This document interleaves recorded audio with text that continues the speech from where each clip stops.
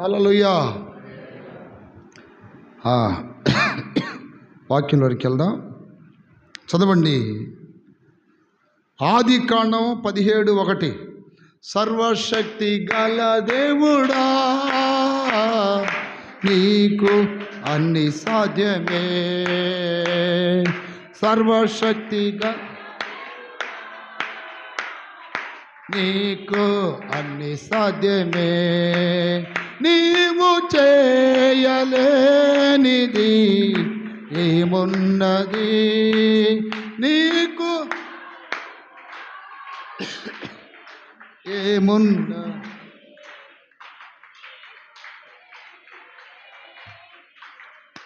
ఏమున్నది కానిది ఏమున్నది?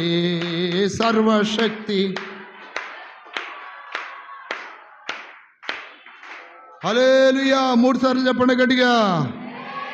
హల్లెలూయా, హల్లెలూయా, హల్లెలూయా. పక్క వాళ్ళకి ఒకసారి వందనాలు చెప్పండి, వందనాలు చెప్పుకోండి. స్తోత్రం, స్తోత్రం. వాక్యం వినేటప్పుడు సమాధానం ఉంటే ఇంకా ఇంకా బాగా అర్థమైద్ది, మనసు టెన్షన్ పోద్ది అనమాట. ఆది కాండం 17:1 వాక్యం చదవండి. అబ్రహాము 99 ఏండ్లైనప్పుడు యెహోవా అతనికి ప్రత్యక్షమై, సర్వశక్తి గల దేవుడను నా సన్నిధిలో నడుచుచు నిందారహితుడవై ఉండము. దాని స్తోత్రం కలుగునగాక. దేవుడు అబ్రహాముతో 99 ఏండ్లైనప్పుడు అంట దేవుడు అతనికి ప్రత్యక్షమై, నేను సర్వశక్తి గల దేవుడును అన్నాడు. ఏ దేవుడిని అన్నాడు చెప్పండి, గట్టిగా చెప్పాలి, గట్టిగా. సర్వశక్తి గల దేవుడు అంటే అర్థం ఏంటి? అన్ని శక్తులు ఆయనలోనే ఉన్నాయి. దాని స్తోత్ర. అన్ని శక్తులు ఆయనలోనే ఉన్నాయి. ఆయన సర్వశక్తి గల దేవుడు. ఆమేన్. ఎవరితో చెప్తున్నాడు ఈ మాట? అబ్రహాంతో చెప్తున్నాడు. ఈ రోజున ఎవరైనా మిమ్మల్ని మీ దేవుడు ఎవరంటే మీరేం చెప్తారు? ఏం చెప్తారు? వినపడట్లా నాకు, కొద్ది నోరు తీరి చెప్పండి. సొరకాయ?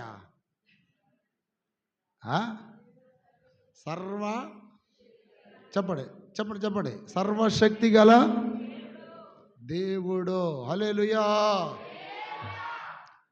సర్వశక్తి గల దేవుడు అని ఆయన అబ్రహాముకి పరిచయం చేసుకున్నాడు.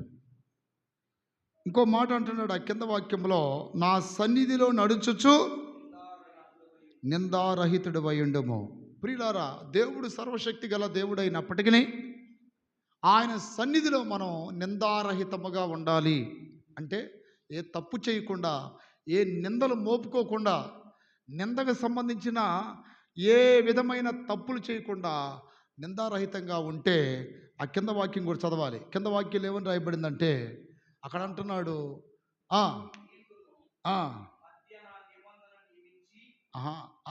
అదే నా కంటిన్యూషన్ ఏనది. నిన్ను అత్యధికముగా, దేని స్తోత్రం, అది చదువు. మళ్ళీ చదువుది ఆ వాక్యాన్ని. అభివృద్ధి పొందించేదనని అతనితో చెప్పాడు. దేవుని స్తోత్రాలు చెప్పండి, చెప్పండి గట్టిగా. హల్లెలూయా. ఒకసారి లేచి నిలబడండి చెప్తా. లేచి మళ్ళీ కూర్చోండి. మంపుగా ఉన్నారు. దేవుని స్తోత్రం. ఎటు చేతిలో పండి. హల్లెలూయా,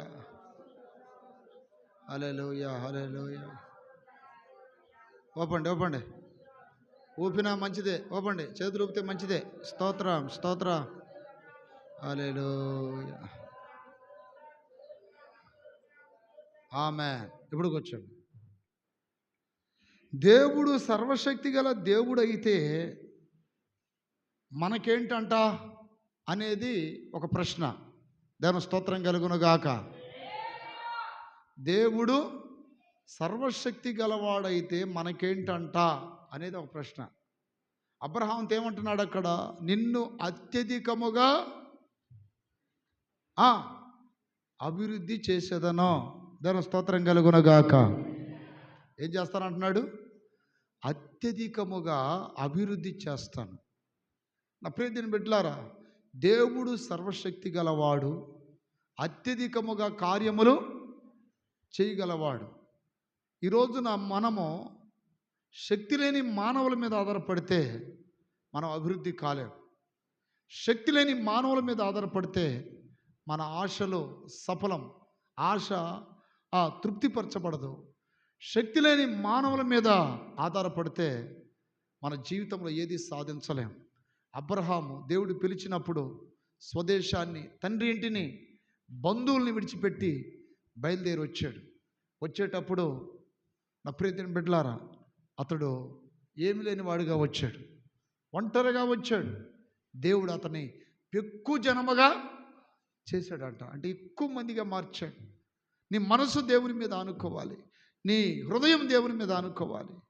దేవుడు మృతులను సహితం లేపగలిగిన శక్తి గలవాడని, లేని వాటిని బ్రతికించగలవాడని అబ్రహాం నమ్మాడంట. అబ్రహాం నమ్మాడు. నమ్మటం వలన ఆ నమ్మకం అతని జీవితంలో నీతిగా ఎంచబడింది. దాని స్తోత్రం కలుగునగాక. మనం నమ్ముకున్న దేవుడు రాయి రప్ప కాదు. మనం నమ్ముకున్న దేవుడు చెట్టు శ్యామ కాదు.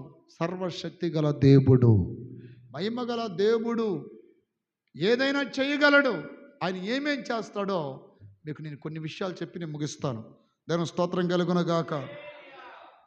ఒకటి, ఆయన అత్యధికముగా మనల్ని అభివృద్ధి చేస్తాడు. గట్టిగా చెప్పండి. మీరు అనుకుంటారు చాలాసార్లు, అన్నయ్య ఇంకా మమ్మల్ని అభివృద్ధి చేయలేదు ఏంది అన్నయ్య అనుకోవచ్చు. టైం రాలా మీకు ఇంకా, అంతే. అబ్రహాముని దేవుడు అభివృద్ధి చేస్తానని చెప్పిన వెంటనే చేయలే. అసలు అప్పుడు పిల్లలు కూడా లేరు, 99 సంవత్సరాల వయసులో. కానీ దేవుడు వాగ్దానం చేశాడు.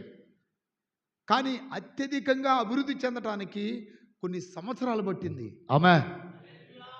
దేవుని కార్యాలన్నీ కూడా కొన్నిసార్లు వెంటనే జరుగుతాయి, కొన్నిసార్లు కొంచెం లేట్ అవుతాయి. కానీ ఆయన కార్యం జరిగించడం పక్కా. ఆయన కార్యం ఖచ్చితంగా జరిగిపోద్ది. దేవుని స్తోత్రం కలుగునగాక. హల్లెలూయా. దేవుడు చెప్పాడు అంటే ఖచ్చితంగా చేస్తాడు. మనుషులు చెబుతారు కానీ చేయరు. దేవుడు చెప్పాడు అంటే ఖచ్చితంగా జరిగిస్తాడు. ఆయన సర్వశక్తి గల దేవుడను నిన్ను అత్యధికముగా అభివృద్ధి చేస్తానన్నాడు. సరిహద్దులు విశాలపరుస్తాడు, విరుకుని విశాలత చేస్తాడు, లేని వాటిని ఉన్నట్టుగా చేస్తాడు. ఆయన సర్వశక్తి గల దేవుడు అయినందుకు మన జీవితంలో ఏమేమి జరుగుతాయి అనేది కొన్ని విషయాలు చెప్తాను. దాని స్తోత్రం కలుగునగాక. హల్లెలూయా, హల్లెలూయా, హల్లెలూయా. మొట్టమొదటిగా ఆయన మనల్ని ఏం చేస్తాడు? అభివృద్ధి చేస్తాడు. దాని స్తోత్రం కలుగునగాక. ప్రియ దేవుని బిడ్డలారా, రెండవది, ఆయన మన జీవితంలో ఏం చేయగలడంటే, హల్లెలూయా, రోమపత్రిక 11వ అధ్యాయం 23వ వాక్యములో ఏమని రాయబడిందంటే, వారును తమ అవిశ్వాసములో నిలవలేకపోయిన ఎడల అంటుకట్టబడుదురు, దేవుడు వారిని మరలా కట్టుటకు శక్తి గలవాడు. చూసారా? ఆయన సర్వశక్తి గల దేవుడని మనం చదివాం. ఆయనంట అత్యధికముగా అభివృద్ధి చేయటమే కాకుండా ఆయన అంటుకట్టుటకు శక్తి గలవాడనే మాట ఇక్కడ రాయబడింది. దేవుని స్తోత్రం. అంటే ఆయన కట్టగలడు, మరలా మనకి చిగుర్లు పుట్టించగలడు, మరలా మనల్ని ఎండిన స్థితిలో నుండి జీవం గల మొక్కగా మనల్ని చేయగలడు. ఎండిపోవడం అంటే ఏంటి? ఏదో రోగాలతోనో జబ్బులతోనో వ్యాధులతోనో ఎండిపోయిన స్థితిలోకి ఉంటాం. కానీ దేవునికి, నా ప్రియమైన బిడ్డలారా, మరలా మనల్ని కట్టి జీవింప చేయగలిగిన శక్తి దేవునికి ఉంది. ఎంతమంది నమ్ముతారు? దేవుని స్తోత్రం కలుగును గాక. హల్లెలూయా.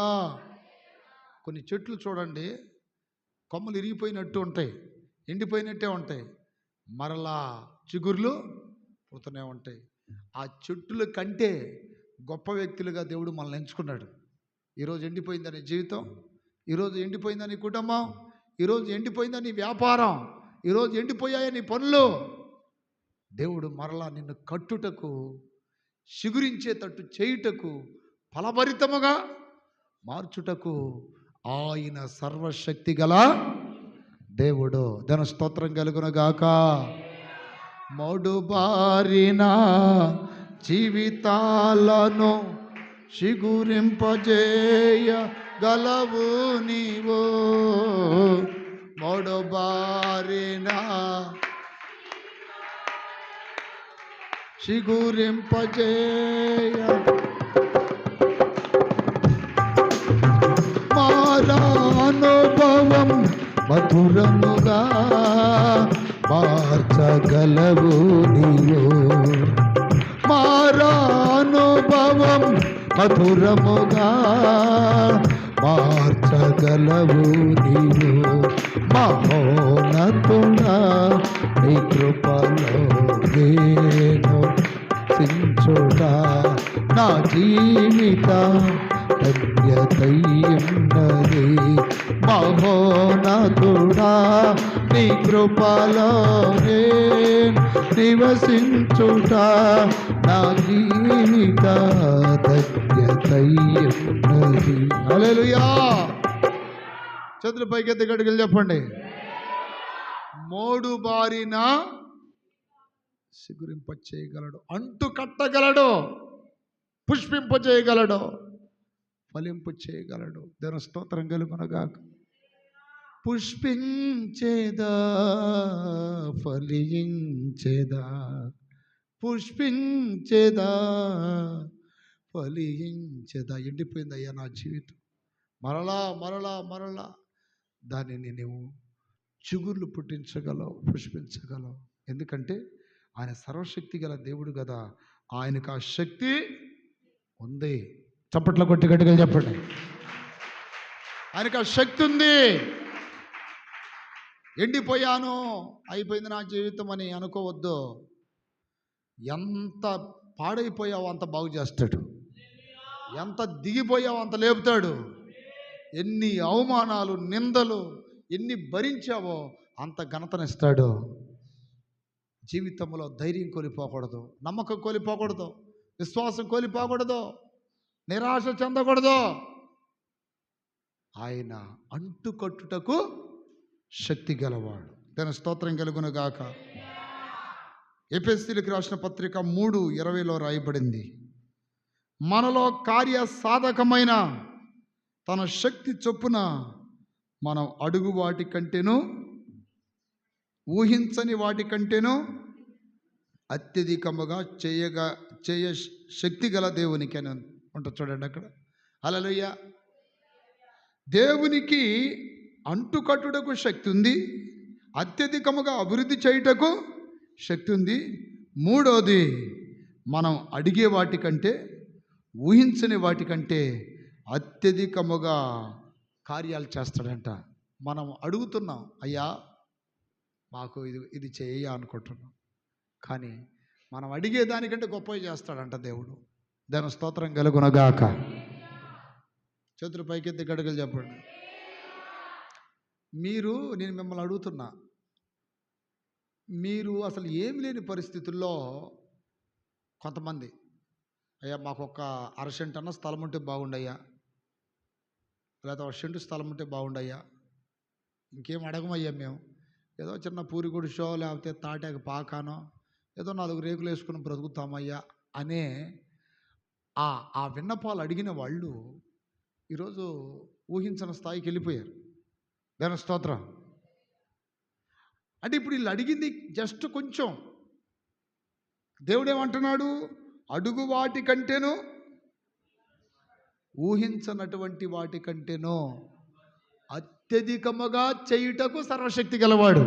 దాని స్తోత్రం కలుగునగాక. అత్యధికముగా చేయుటకు శక్తి గలవాడు. అత్యధికముగా. దాని స్తోత్రం. ఇప్పుడు నేను ఒక చిన్న విషయం చెప్తాను. 2018లో వాస్తవాన్ని నేను వెళ్ళిపోతానని అనుకున్నా నేను. అంటే నాకు అలాంటి బలహీనతలు వచ్చాయి 2018లో.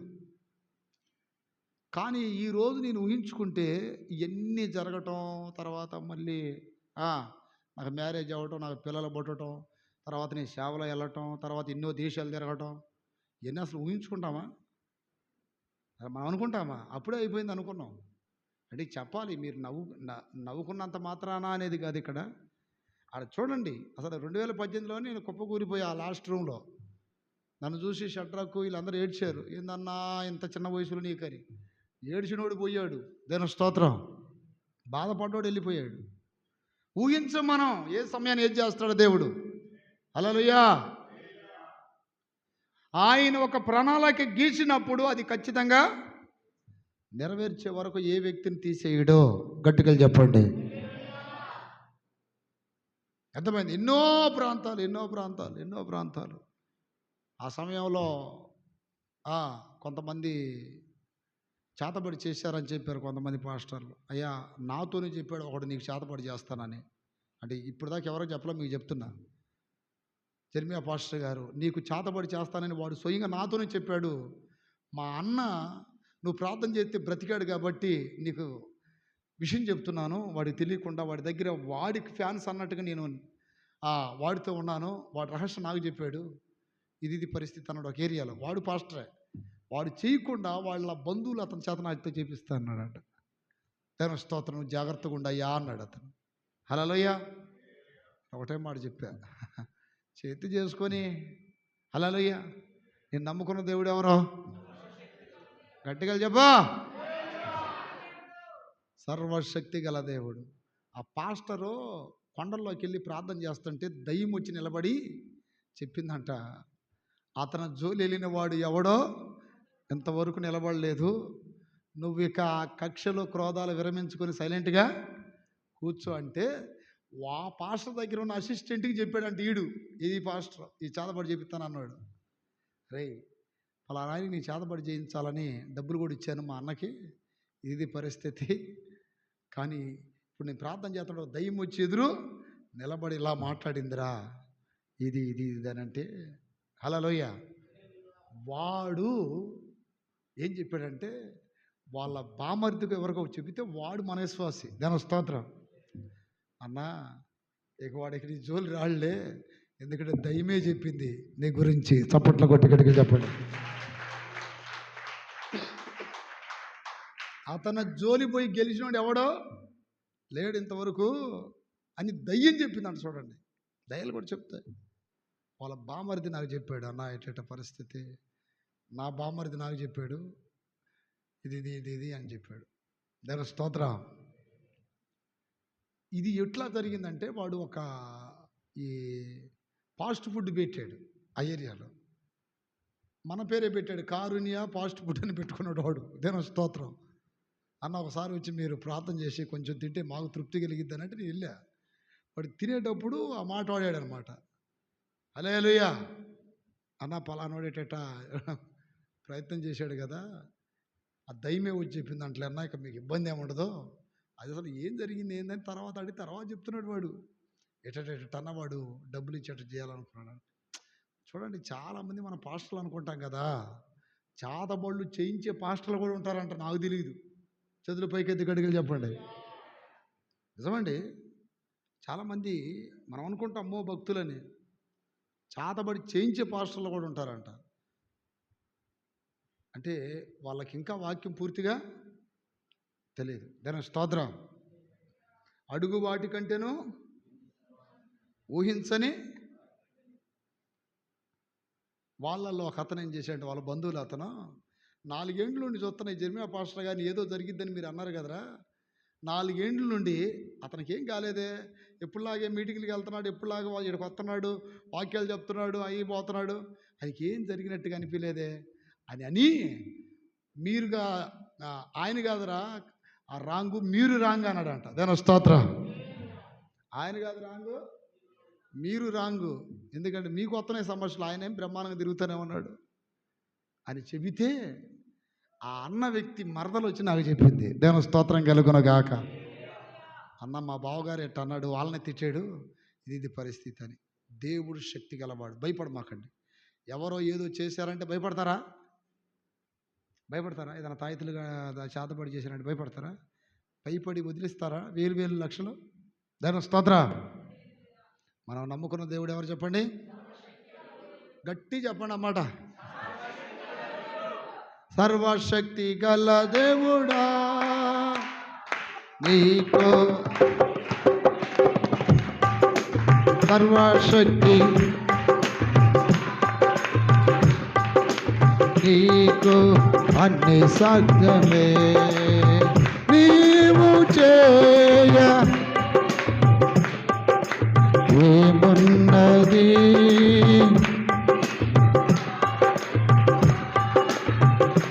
హల్లెలూయా. మనం అడిగే వాటికంటేను దావీదయ్య గారు ఉన్నప్పుడు, అయ్యా మనం ఒకసారి మలేషియా మీటింగ్కి వెళ్దామా అన్నాడు.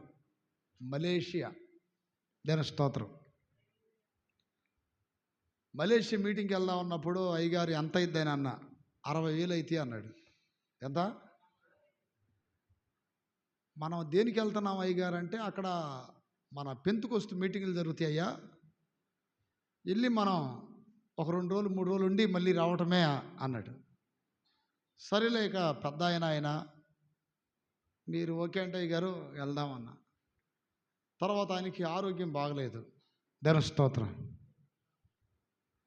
కానీ నాకు ఆయన ఆ మాట అన్నప్పుడు నాకు ఆశ లోన మిగిలిపోయింది, వెళితే బాగుండేదని. దేవుని స్తోత్రం. దేవుడు మొన్న అది నెరవేర్చాడు. హల్లెలూయా. మలేషియాలో వాక్యం వినటానికి కాదు నువ్వు వెళ్ళాల్సింది, వాక్యం చెప్పడానికి వెళ్ళాలి. చప్పట్లు కొట్టి గట్టిగా హల్లెలూయా. వినటానికి కాదు. చూసా, దేవుడి ప్రణాళిక ఎట్టుంది. మెడ్రాస్లో 2 సార్లు వాక్యం చెప్పించాడు. పోయే రోజు చెప్పాం, ఎక్కడ? శాల్వేషన్ ఆర్మీ చర్చిలో, పెద్ద చర్చి అది. తర్వాత అక్కడ నుండి మరలా శ్రీలంకలో ఆడవాక్యం చెప్పించాడు. శ్రీలంక కొలంబోనా దేని స్తోత్రం, కొలంబో మెయిన్ సిటీ, రాజధానిలో. అక్కడ నుండి మరలా థాయిలాండ్ బ్యాంకాక్లో అక్కడ వాక్యం చెప్పించాడు. అంటే దేవుడు నువ్వు చూడటానికి పోవటమే కాదు నాన్న, నా పరిచర్య కూడా చేయాలి. దేని స్తోత్రం కలుగును గాక. ఆ ఫోటోలు కొంతమంది చూపించాను నేను. అసలు ఆ బిల్డింగ్లు చూశారుగా, అసలు ఆ సిటీ 8 అంతస్తుల మీద స్విమ్మింగ్ పూల్ కట్టారు.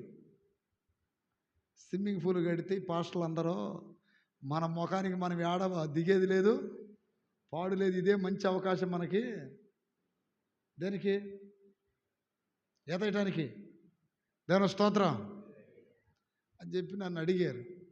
నేను ఊరకు అడిగా, ఎన్ని గంటలకు వెళ్తారు మీరంటే, ఏ కూజామున కరెక్ట్గా 6-7 గంటలకు వెళ్దాం అది ఇదని చెప్పారు. నాకు నైట్ నిద్ర ఉండదు కదా, దేవుని స్తోత్రం. నేను లేచాలకనే కొద్దిగా లేట్ అయింది. పాస్టర్తో ఊరక మళ్ళీ నీకు కాదంటే బాధపడతాడని ఏమన్నానంటే, వెళ్దాంలే దైవ చిత్తం అయితే అన్న. నేను లేచేసరికల్లా 7, 8, 9 కూడా అయింది. దేవుని స్తోత్రం.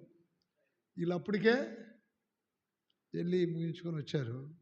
నాకు లేదు ఎతయాలని. దేవుని స్తోత్రం. పక్కన ఆయనకి ఆశ ఉంది, మనం ఎప్పుడూ దిగలేదు కదా ఇది అని. అసలు 8 అంతస్తుల్లో అసలు స్విమ్మింగ్ పూలు, అసలు ఆ ఏర్పాట్లు అవన్నీ నాకు అనిపించింది. ఇట్లాంటివన్నీ ఒకప్పుడు సినిమాలో చూసాం, లోకంలో ఉన్నప్పుడు సినిమాలో చూసాం అవన్నీ. ఆమేన్. దేవుడు దావీదుతో ఒక మాట అంటాడు, లోకములో గనులైన వారి గుండె పేరు నీకు పెడతానంటాడు. దేని స్తోత్రాలు చెప్పండి. మన స్థాయి ఎక్కడ, అయ్యి ఎక్కడ? నా ప్రియమైన బిడ్డలారా, ఒక్క రోజుకు 10,000 అంట ఆ రూమ్ అద్దె. ఒక్క రోజుకి. ఈలోపు టిఫన్కి తీసుకొచ్చారు. ఆ టిఫిన్ పెట్టేటప్పుడు టేబుల్ మీద దగ్గర 40 వెరైటీలు ఉంటుంది టిఫిన్. ఎన్ని వెరైటీలు? రొయ్యలు, దేవుని స్తోత్రం. ఎంతంత ఉంటాయి రొయ్యలు, మనం ఎప్పుడు చూడం. ఉడకబెట్టి అది నెయ్యిలో వేపుతారంట. తర్వాత ఇంకోటి మటన్లో అవి అన్నీ తీసుకొచ్చి ఆడబెట్టినప్పుడు నాకు కళ్ళ నీళ్ళు వచ్చాయండి. ఈ సేవకు వచ్చినప్పుడు నేను ఓబుల్ నాయుడు పాలెం మీదుగా వెళ్ళి చౌడవరంలో కూటం పెడితే ఆ రోజు అన్నం పెట్టలే నాకు. వాళ్ళు బాగా ఆకలై దారిలో చింత చిగురు కనపడితే చేతికి అందింది కొంచెం నలుపుకొని అట్లా తిని, నా ప్రియమైన బిడ్డలారా, ఆ కాలువ ఒకటి ఉంది, ఇప్పుడు మన కాలువే, ఈ కాలువ అటు వెళ్ళిద్ది. ఆ కాలువలో వంగి నీళ్ళు తాగి ఒక రోజల్లా అన్నం లేని రోజులయ్యి, దేవుని స్తోత్రం. అవన్నీ గుర్తొచ్చాయి నాకు. ఈరోజు నా ప్రభు 40 వెరైటీలు పెట్టారు. ఎవరో దొరికినట్టుగా ఆత్రంగా తింటున్నారు పాస్టర్లు. నా కళ్ళ నీళ్ళు వస్తాడు. నా స్నేహితుడు అడిగాడు, ఏంది బాధపడుతున్నావని. దేవుడు మనం ఊహించిన కార్యాలు చేస్తాడు. అసలు ఇది కళ నిజమా? అసలు ఏంటి ఇవన్నీ? దేవుని స్తోత్రం. ఆ బిర్యానీలు అయ్యి అసలు మనం జన్మలో కూడా అట్లాంటి ఫుడ్ తినలేం. నేను అడిగా, ఈ ఫుడ్కి ఎంత అంటే 6500 అంట ఒక్క టిఫిన్కి. ఎంత? టిఫిన్కి. దీనులను దేవుడు ఉన్నత శిఖరాలు ఎక్కిస్తాడు. దేవుని స్తోత్రం కలుగునుగాక. ఇక టిఫినే ఇంత గొప్పగా ఉంటే ఇక భోజనం ఎట్టబడితే మీరు ఆలోచించండి. రాజభోజనం అంటారు చూసారా? రాజభోజనం. ఆ రాజభోజనానికైనా కొన్ని ఉండవు, దాదాపు 50-60 వెరైటీస్ పెడతారు అక్కడ. కోరుకున్న ఫుడ్ వాళ్ళు కూడా మనకు వచ్చి వడ్డీరు మొత్తం బారుకుంటాయి. ఏది నచ్చితే అది తినటమే, వెళ్ళి తీసుకోవటం. ఒక పక్క ఫ్రూట్స్, ఒక పక్క వెజ్, ఒక పక్క నాన్ వెజ్ తిన్నంత, ఒక పక్క జ్యూస్, ద్రాక్షరసం జ్యూస్ ఒరిజినల్ ద్రాక్షరసం ఆరెంజ్, తర్వాత పుచ్చకాయ జ్యూసు, కర్బూజా, ఇవన్నీ. హల్లెలూయా. చింత చిగురు తిన్న ఈ నోటితో అన్నం లేక దేవుడు తలుసుకుంటే ఏదైనా, ఆ చింత చిగురు నలుపుకొని తిని బుగ్గన పెట్టుకొని ఆ రసం మింగుతూ నీళ్ళు తాగుతున్నప్పుడు ఏమనిపించింది? ఎప్పుడైనా నేను విమానం ఎక్కుతానని అనుకుంటాం అసలుకే? ఆ స్టేజ్ ఎవరైనా అనుకుంటారు అసలుకే? అనేక దేశాలు తిరుగుతామని అనుకుంటామా? దేవుని స్తోత్రం. నాకు ఇంకొక సందర్భంలో నాకు ఆశ్చర్యం వేసింది. విమానంలో ఎక్కినప్పుడు నా ప్రియమైన బిడ్డలారా, మనలాగా మనం బయట నుండి ఏదైనా ఫుడ్ కొనుక్కొని విమానంలో తినొచ్చు అనేది ఉండదు. అసలు రానీరు. మనం తీసుకెళ్తున్న నీళ్ళ బాటిల్ కూడా చెక్ చేస్తారు. చెక్ చేసి వాటర్ బాటిల్ బయట వదిలేసేయండి, బయట వదిలేని అంటారు. ఎందుకంటే అంత భయం, ఏదైనా లిక్విడ్ కలిసిందేమో అని. నేను మలేషియా నుండి తిరిగి మరలా శ్రీలంక వస్తున్నప్పుడు నా ప్రియమైన బిడ్డలారా, నేనేం చేశానంటే కొంచెం దగ్గు వస్తుందని హీట్ వాటరు నాకు యెహోషువ పోయేటప్పుడు అయ్యి నాకు బన్నీలు, తర్వాత కొంచెం లోన ఈ కడ్రాయర్లు ఇవన్నీ కొన్ని తీసుకొచ్చాడు. లుంగీలు అవన్నీ తీసుకొచ్చాడు. దేవుని స్తోత్రం. ఈ బాటిల్ కూడా తీసుకొచ్చాడు అతను, స్టీల్ది. ఇది ఎక్కడైనా ఉపయోగపడుద్ది. అన్ని చోట్ల మనకి ఈ ప్లాస్టిక్కి ఇబ్బంది. ఇప్పుడు నేను హీట్ వాటర్ తాగి అలవాటు ఉంది నాకు. అది తీసుకెళ్ళా, దాని నిండా పోసుకుని లోనకి వచ్చా. ఎయిర్పోర్ట్ దగ్గర మొత్తానికి స్టార్టింగ్లో పెద్ద చెక్ బ్యాగ్లు ఉంటాయి. అంటే ఇప్పుడు నేను తీసుకెళ్ళేటప్పుడు సూట్ కేసు చూశారు కదా, అది మొత్తం చెక్ చేస్తారు. ఇంకా అక్కడ చెక్ చేసి ఏదైనా సైరన్ మోగింది అనుకోండి, ఓపెన్ చేసి ఏదైనా ఆయుధాలు తీసుకెళ్తున్నామో అని ఓపెన్ చేసి చూసి చెక్ చేసిన తర్వాత ఏమీ లేదంటే వాళ్ళు సీలేస్తారు. సీలేసిన తర్వాత బెల్ట్ మీద వెళ్ళిపోద్ది. అది మరలా మనకి ఏరే దేశం వెళ్ళేదాకా మనకి ఆ బ్యాగ్ దొరకదు. అది అయిపోయింది. మరలా ఇంకో చోట చెకింగ్ ఉంటుంది. ఏది? Cabin bag. ఈ క్యాబిన్ బ్యాగ్లో మనం తీసుకెళ్తున్నప్పుడు అక్కడ కూడా మళ్ళీ ఫుల్ చెకింగ్ ఉంటుంది అన్నమాట. మిలిటరీ వాళ్ళు వీళ్ళందరూ గన్లు పట్టుకొని ఉంటారు, మన మొహంకెళ్ళి చూస్తారు. చివరికి మనతో ఉన్న సెల్ ఫోన్ కానీ మన బూట్లు కూడా తీసి ఆ చెకింగ్ మిషన్లో వేయాలి. అది బెల్ట్ మీద వెళ్తా ఉండదు, ఒక చిన్న చిన్న బాక్సు లాగా ఉంటాయి, దాంట్లో వేసి ఏదైనా కళ్ళజోడు తీసుకెళ్తే అది, లోన ఏమైనా తాళాలు ఉంటే తాళాలు, తర్వాత ఈ గడ్డలు గీక్కునే టిమ్మర్స్, ల్యాప్టాప్లు మొత్తం తీసి దాంట్లో, వాళ్ళకి అనుమానం వచ్చిందంటే బట్టలు కూడా తిప్పిస్తారు. దేని స్తోత్రం. అయితే మొత్తానికి ఏం జరిగిందంటే ఈ స్టీల్ది చేతితో పట్టుకుని అవతల పెట్టేసి వెళ్ళిపోయింది. అది దాంట్లో నీళ్ళు ఉన్నాయి. హల్లెలూయా. పోనీలే. ఈ రెండో చెక్కింగ్, ఫస్ట్ది ఏమో పెద్ద బ్యాగ్ చెక్కింగ్, రెండోది క్యాబిన్ బ్యాగ్ చెక్కింగ్. ఇది దాటేమని అనుకున్నాం. మళ్ళీ విమానం దగ్గరికి వెళ్ళేటప్పుడు మళ్ళీ అక్కడ ఒక చెక్కింగ్ ఉంటుంది. దేని స్తోత్రం. మొత్తం ఎన్ని చెక్కింగ్లు? 3 చెక్కింగ్. ఒక్కొక్క చెక్కింగ్ దగ్గర మినిమం అరగంట పట్టిద్ది చెక్ చేయడానికి. ఎందుకనంటే విమానం ఎక్కటం కదండి. ఏ బాంబు తీసుకెళ్తాం, ఏ కత్తి తీసుకెళ్తామో, ఏది తీసుకెళ్తామో. చివరికి టిమ్మర్ను కూడా 10 నిమిషాలు ఆపి అడిగాడు, ఇది ఏ బ్రాండు, ఎక్కడ కొన్నారు, స్లిప్ చూపియండి అన్నాడు. స్లిప్ చూపియండి అంటే మనం ఇక్కడ కొన్నాం, అక్కడ ఎట్ట చూపిస్తాం. ఈలోపు ఇంకొక అతను, పోలీసు అతను ఎవరో వచ్చాడు. సరే పని పని పని పని అన్నాడు. దాంట్లో కూడా అనుమానం వాళ్ళకి, ఏమన్నా బాంబులు తీసుకెళ్తున్నామేమని. దేవుని స్తోత్రం. అయితే మొత్తానికి నీళ్లు తీసుకెళ్ళిపోయా లోనకి. అక్కడ ఒక లేడీ పట్టుకుంది ఇట్లా, వాట్ ఈస్ దిస్ అన్నది. హీట్ వాటర్ అన్న. No no no not allow అన్నది. దీనికి అనుమతి లేదు, తొందరగా మీరు పారిపోయండి, లేకపోతే మేము దాన్ని తీసుకొని పడేయాల్సి వచ్చింది అన్న. ఇక ఈ లోపు ఏం జరిగిందంటే, అవి మామూలు నీళ్ళు అయితే గుడగొడ తాగేసేవాళ్ళు. ఏ నీళ్ళు అయ్యి?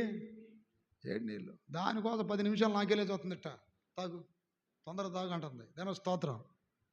హల్లెలూయా. అలాంటి బందోబస్తు. లోనికి వెళ్ళిన తర్వాత విమానంలో ఎట్లా ఉంటుందంటే మీకు చెప్తాను. విమానంలో మన ఫుడ్ కానీ ఏం తీసుకెళ్ళడానికి లేదు, వాళ్ళే వస్తారు పాపం. అందమైన బొమ్మలో, నిజం, అందమైన బొమ్మలు అంటే బొమ్మలాగే ఉంటారు వాళ్ళు. దేని స్తోత్రం. అసలుకి అట్లాంటి అమ్మాయిలు మీరు ఆడ చూడరు, అట్టుంటారన్నమాట వాళ్ళు. ఏం చేస్తారంటే ఒక టైం వచ్చినప్పుడు మనకి ఆకాశంలో పెడతారు భోజనం. దేని స్తోత్రం. ఆ భోజనం ఎట్లా ఉంటుంది, ఇంతే, ఒకే ఒక్క ముద్దకు సరిపోద్ది, రెండో ముద్దకు చాలదు. ఒకే ఒక్క ముద్ద, చిన్న బ్రెడ్ ఇస్తారు, ఒకసారి బిర్యానీ కూడా ఇస్తారు. కానీ దేంట్లో ఉప్పు ఉండదు, యేసు నామంలో నూనె ఉండదు. హల్లెలూయా. కానీ హెల్త్కి సంబంధించిన ఫుడ్. నా ప్రియదేని బిడ్డలారా, ఎవరైనా ఆతురత గల్లోడు ఎట్లాంటి దాదాపు ఒకటి సరిపోదు, 10 కావాల్సి వచ్చింది. దాని స్తోత్రం కలుగునగాక. అట్లాంటి విధానాలు అన్నమాట. కానీ దేవుడు మహాకృప ఏంటంటే నా ప్రియదేని బిడ్డలారా, ఇన్ని ప్రాంతాలలో తిరిగినప్పుడు ఎక్కడైనా పోయేటప్పుడు నాకు అనుమానం వస్తుంది. ఏమనుమానం వద్దంటే, ఎక్కడైనా విమానాలు కూలిపోతుంటాయి కదా. నేను నేపాల్లో కూలిపోయింది ఒకటి. దేవుని స్తోత్రం. అలాంటి ఏమైనా జరిగితే ఏంటి పరిస్థితి? హల్లెలూయా. కారు మీద వెళ్ళేవాడు ఏదైనా రిపేర్ అయితే ఒక పక్కన పెట్టుకోవచ్చు, విమానం పెట్టడానికి కుదిరితే పైన కుదరదు. హల్లెలూయా. ఇలాంటి భూమి మీద తిప్పటమే కాదు, సముద్రం మీద తిప్పటమే కాదు, చివరికి దేవుడు ఎక్కడ తిప్పాడు? ఆకాశాల్లో గగన వీధులు. ఏ వీధులు చెప్పండి? గగన వీధులు. హల్లెలూయా చెప్పాలి గట్టిగా. డబ్బున్నోళ్ళు కూడా వెళ్ళలేరు, ఆయన కృప ఉంటేనే మనం వెళ్ళగలిగేది. ఇప్పుడు దావీదయ్య గారు అన్నాడు, పాపం ఆయన వెళ్ళలేకపోయాడు. ఆయన లైఫ్లో ఒక్కసారి కూడా విమానం ఎక్కలేదంట, నాతో చెప్పాడు. కానీ మా గురువుకు దక్కని కృప నాకు దొరికింది. దేవుని స్తోత్రం. మా అన్నయ్య పాస్టర్ గారు సాంసోన్ గారు, ఆయన కూడా వెళ్ళాలనుకున్నాడు, ఒక్కసారి విమానం ఎక్కాలని ఆశ ఉందయ్యా అని. ఆయనకి లేదు. కానీ ఏమి చూసి దేవుడు మనల్ని ప్రేమిస్తున్నాడు? అదే, అడుగు వాటికంటేనో, ఊహించని వాటికంటేనో అత్యధికముగా. మరలా నాకు రేపు సెప్టెంబర్ 2, 3, 4, 5, 6 తారీఖులు మీటింగ్స్ ఉన్నాయి. ఎక్కడ? Dubai, Sharjah, Abu Dhabi. కానీ నేను రానని చెప్పా. దేవుని స్తోత్రం. ఎందుకంటే చిన్నపిల్లలు మరీ దూరం అవుతుంది, అది ఇదని చెప్పా. కానీ ఇంకొకరికి ఇచ్చి అక్టోబర్ 24 అదే ఏరియా. హల్లెలూయా. ఇంకో గుంటూరు పాస్టర్లకి 135 దేశాల నుండి వస్తున్నారు పాస్టర్లు. అక్కడ చెప్పాలి వాక్యం. గట్టిగా చెప్పండి. ఎన్ని దేశాల నుండి? 135 దేశాల నుండి వస్తున్నారయ్యా. కాబట్టి మేము ఇంతమంది సెలెక్ట్ అయ్యారు, మిమ్మల్ని కూడా అడిగాం, మీరు కూడా వస్తున్నారని మేము లిస్ట్ ఇచ్చాం. కాబట్టి 9 రోజులు ఉంటుంది మనకి అక్కడ. ఈ 9 రోజుల్లో దాదాపు ఒక 4-5 ప్రసంగాలు ఉంటాయి నీ. మీరు ఓకే అంటే ప్రార్థన చేస్తున్నా దేవా స్తోత్రం అని గట్టిగా చెప్పండి. చూడండి ఎట చూస్తున్నారు, పద్దాకలు మీరు పోవటమేనా, మమ్మల్ని తీసుకెళ్ళేది లేదా అని. దానిదేముంది, రాండి, ఏమైంది, రావచ్చు. ఒక ఆమె ఉన్నది, ఏ ఊర్లో, ఈ స్వర్ణ భారత నగర, స్వర్ణాంధ్ర నగరం అది ఉంది కదా ఒక కాలనీ, స్వర్ణాంధ్ర నగరేనా? కాదు కాదు, పెద్దపల్లూరు పక్కన ఉంటుంది చూడు, మనం వెళ్ళి జన్మభూమి నగరం. ఒకరోజు అక్కడ మన విశ్వాసులు ఉన్నారని పోయినా, వచ్చిందో లేదా, వచ్చిందా రాలేదా గట్టిగా చెప్పండి. ఈరోజు చాలామంది రాలా, గట్టిగా చెప్పాలా. ప్రార్థన చేయడానికి పోతే ఆ ఇంటి పక్క ఒక ఆమె వచ్చి, ఆశ్రీ గారు మీరు ఎరుషలేం పోయారంటగా, మీ వాళ్ళందరం తీసుకెళ్ళొచ్చుగా అన్నది. నేనేమనంటే, అలాగేనండి సిస్టర్ గారు, తీసుకెళ్తాలే, కాస్త డబ్బులు చూసుకోమని చెప్పు అన్నా. ఎంత అయితేలేండి, ఒక 2000 అయితే ఏమో అంతేగా అంటుంది. ఎంత అయితే అంట, దేవుని స్తోత్రం, ఎంత అయితే అంట, 2000. ఒకవేళ 2000 అనుకుంటే రండి. హల్లెలూయా. రాబోయే దినాల్లో విమానాలు ఎక్కడం కూడా సీప్ అయిపోద్ది. అంటే ఎందుకంటే ఇక రాబోయే దినాలు టెక్నాలజీ పెరిగిపోద్ది. నాకు తెలిసి రాబోయే దినాల్లో ఇంటికి ఒక విమానం అయింది అనుకుంటున్నా. చిన్న చిన్న విమానాలు ఉంటాయి చూడండి, ఏదో దేశంలో ఇంటికి ఒక విమానం ఉంటుంది, చిన్నదే, ఒక మారుతి కారు అంత ఉంటాయి, ఇంటికి ఒక విమానం ఉంటుంది. ఇప్పటికే సినిమా యాక్టర్లకు కొంతమందికి సొంత విమానాలు ఉన్నాయి చూసారా. ఒకప్పుడు సెల్ ఫోన్ మనకు ఉంటుందని మనం అనుకున్నామా, ఆయన తెలుసుకుంటే ఇస్తాడు. హల్లెలూయా, గట్టిగా చెప్పరే. ఒకవేళ హెలికాప్టర్ ఒకటి కొందాం, దేవుని స్తోత్రం. ఏం కొందాం, చూడ స్పర్జన కొందాం వద్దా, చూడ ఎట్ట పెట్టాడు మొహం. అదేదో చెప్పాయా, అదేలేను అవే అట అట అట ఇచ్చుకుంటుంది నోరు కూడా, తొందర రాదు. హెలికాప్టర్ కొని పైన దిగుదాం, హెలిప్యాడ్ ఒకటి తయారు చేద్దాం, పైన రౌండ్గా దిగటమే, పైన నుండి దుబాయ్ లాగా. దేవుని స్తోత్రం. అంటే ఇవన్నీ మీకు ఎందుకు చెప్తున్నానంటే, దేవుడు తలుసుకుంటే మనం ఊహించని కార్యాలు దేవుడు చేస్తాడు. హల్లెలూయా చెప్పండి గట్టిగా. మీరందరూ ప్రార్థన చేస్తారు ఎప్పుడన్నా నా కోసం? ఎంతమంది చేస్తారు చెప్పండి?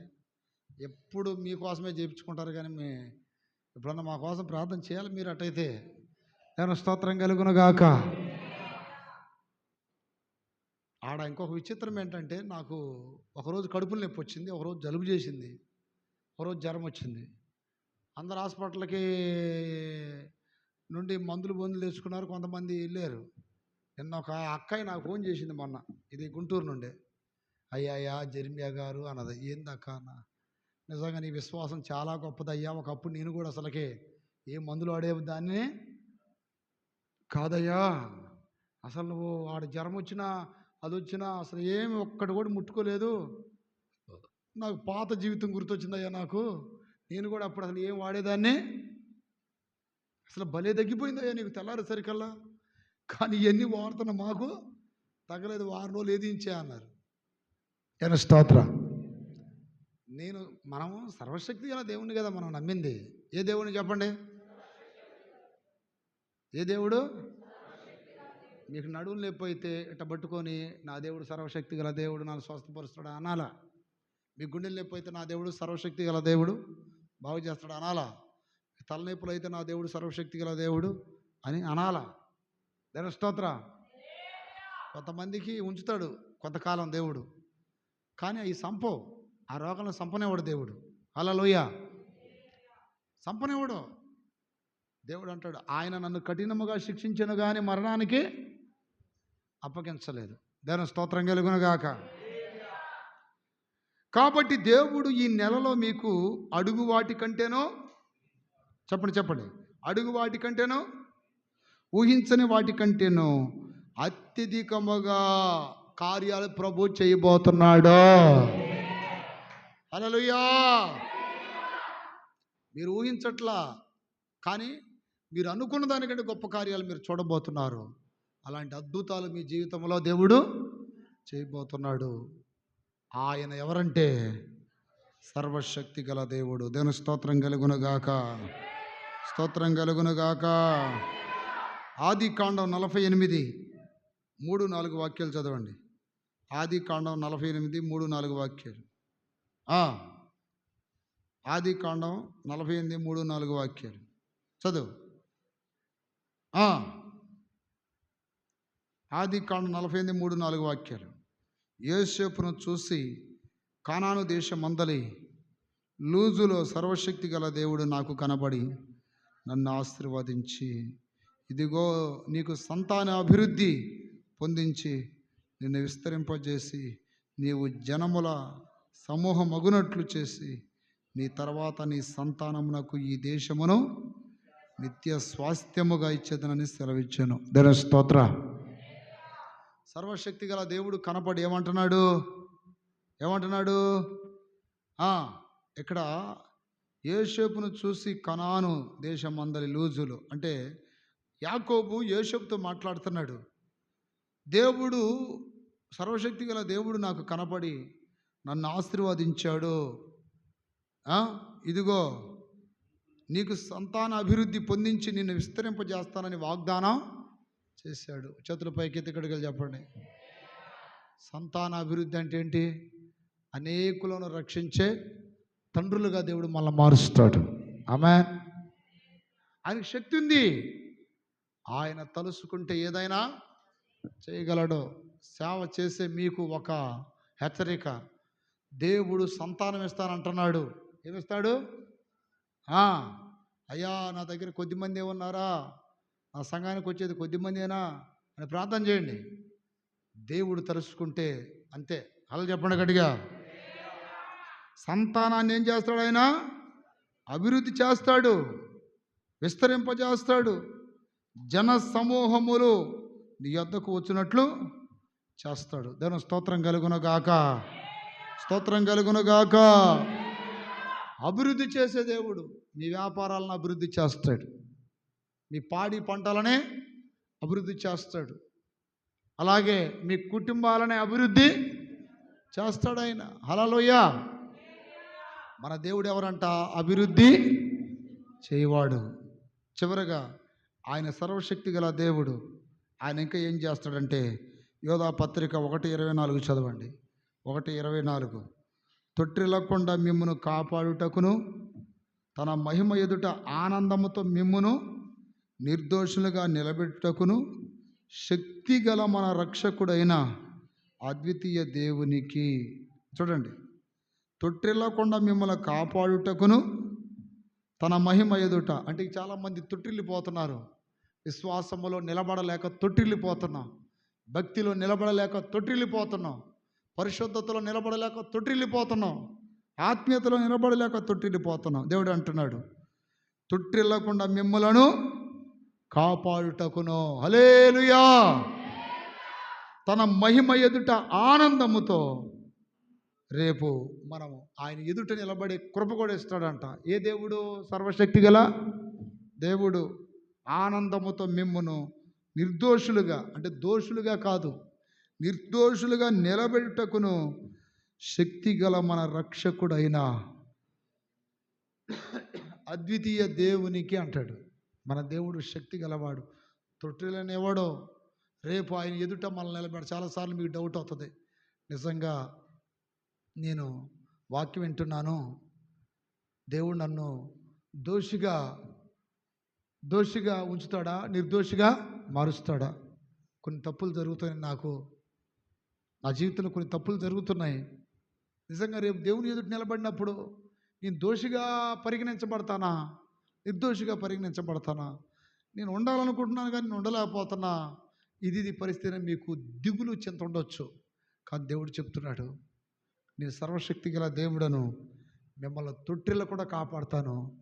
రేపు నా ఎదుట ఆనందముతో నిలబెట్టుకుంటాను, తర్వాత నిర్దోషులుగా మిమ్మల్ని చేస్తానంటున్నాడు.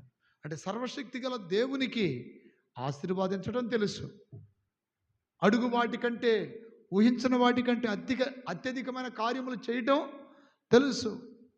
అలాగే ఆయన అంటుకట్టి ఫలించటం తెలుసు, ఫలింప చేయటం తెలుసు, అభివృద్ధి చేయటం తెలుసు. ఆయనకి మనల్ని తొట్టిల్లకుండా కాపాడటం తెలుసు. హల్లెలూయా. ఆయన ఎదుట నిర్దోషులుగా నిలబెట్టుటకు తెలుసు. నా ప్రియ దేవుని బిడ్డలారా, ఇవన్నీ కార్యాలు మన జీవితంలో ఆయన చేయగలడు. ఆయన సర్వశక్తి గల దేవుడు. నిన్ను గురించి నువ్వు దిగులు పడకూడదు, చింతపడకూడదు. అయ్యో నేను నిజంగా ఈ స్థితిలోకి వస్తానా, నిజంగా ఇవన్నీ సాధిస్తానా, పొందుకుంటానా అని మానవ రీతిలో ఆలోచించకుండా, నేను నమ్మిన దేవుడు సర్వశక్తి గలవాడు చేస్తాడని నమ్మితే ఖచ్చితంగా అద్భుతాలు నువ్వు చూస్తావు. దేవుడు అట్టి కృప మీకు దయచేయను గాక. అందరు లేచి నిలబడండి ఒకసారి. Praise the lord, praise the lord, praise the lord. Hallelujah, praise the lord, hallelujah, hallelujah. ప్రార్థన చేయండి, ఒక నిమిషం ప్రార్థన చేయండి. హల్లెలూయా, హల్లెలూయా. స్తోత్రం, స్తోత్రం, స్తోత్రం. జన ప్రార్థన చేయి, చెప్పిన వాక్యం కొరకు ప్రార్థన చేయి. స్తోత్రం, స్తోత్రం, స్తోత్రం.